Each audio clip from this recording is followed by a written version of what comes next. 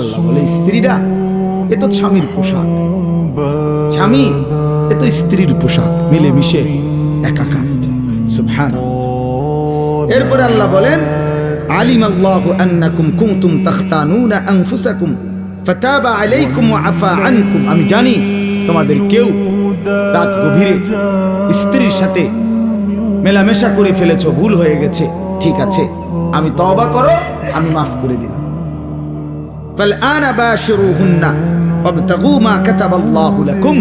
এখন আমি তোমাদের জন্য অনুমতি দিয়ে দিলাম, এখন হালাল করে দিলাম, বৈধ করে দিলাম, তোমরা আমার সিদ্ধান্ত হুকুম তালাশ করো, অর্থাৎ এখন তোমাদের জন্য অনুমতি দেওয়া হয়। এরপরে আল্লাহ বলেন ওই আরেক সাহাবীর ঘটনা রয়েছে না, ওটা যে কি হয়ে গেছে, তো আল্লাহ বলছে ওয়াকুলু ওয়াশরাবু, এবং সাথে সাথে খাও পান করো, হাত্তা ইয়াতাবায়্যানা লাকুমুল খাইতুল আবিয়াদু মিনাল খাইতিল আসওয়াদি মিনাল ফাজর, একেবারে সাদা সুতা কালো সুতা থেকে আলাদা করা পর্যন্ত খাও পান করো।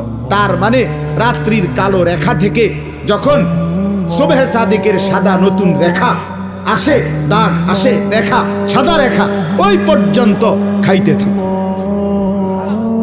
সুম্মা আতিম্মুস সিয়ামা ইলাল লাইল, এবং এরপরে সন্ধ্যা পর্যন্ত, সূর্য অস্ত পর্যন্ত, ওই সুবহে সাদিক থেকে সন্ধ্যা পর্যন্ত রোজাটা পূর্ণ করো।